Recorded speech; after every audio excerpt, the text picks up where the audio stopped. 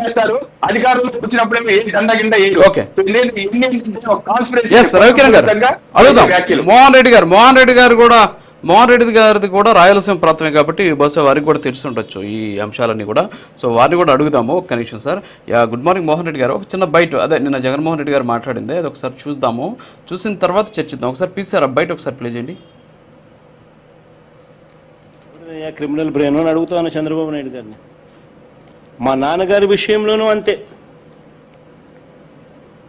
మా నాన్నగారు చనిపోక మునుపు 2-3 రోజుల కిందట అసెంబ్లీ సమావేశాలు జరుగుతూ ఉన్నాయి. అప్పట్లో ఆ అసెంబ్లీ సమావేశాలు క్లిప్పింగ్స్ ఒకసారి చూడండి మీరు కూడా. చంద్రబాబు నాయుడు గారు అన్న మాట అసెంబ్లీలో, నువ్వు అసెంబ్లీ అసలు అయ్యా చంద్రబాబు అసలు ఎవరిదయ్యా గొడ్డలి పార్టీ అని చంద్రబాబుని సీరియస్గా క్వశ్చన్ చేస్తా ఉన్నా.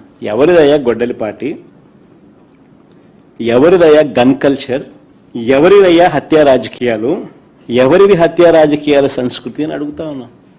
ఇదే చంద్రబాబు నాయుడు గారి సూటిగా. మా కుటుంబంలో ముగ్గురు, మా తాతగారు, మా నాన్నగారు, మా చిన్నాన్నగారు ముగ్గురు బలైపోయారు. మేం బాధితులం. కానీ మా పైనే వీళ్ళు తప్పుడు రాజకీయాలు చంద్రబాబు నాయుడు గారు చేయిస్తారు. మా తాతగారు రాజారెడ్డి గారిని చంపింది ఎవరని అడుగుతాను చంద్రబాబు నాయుడు గారిని. టీడీపీ వాళ్ళు కాదా? ఈ ఘటన చంద్రబాబు ముఖ్యమంత్రిగా ఉన్నప్పుడు కదా జరిగింది. అసలు అయ్యా చంద్రబాబు అసలు ఎవరిదయ్యా? ఓకే.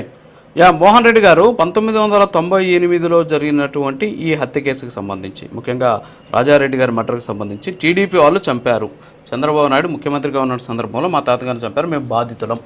సో బాధితులుగా ఉన్నటువంటి వాళ్ళు పోరాటాలు చేస్తూ ఉంటారు, న్యాయ పోరాటం చేస్తూ ఉంటారు జనరల్గా.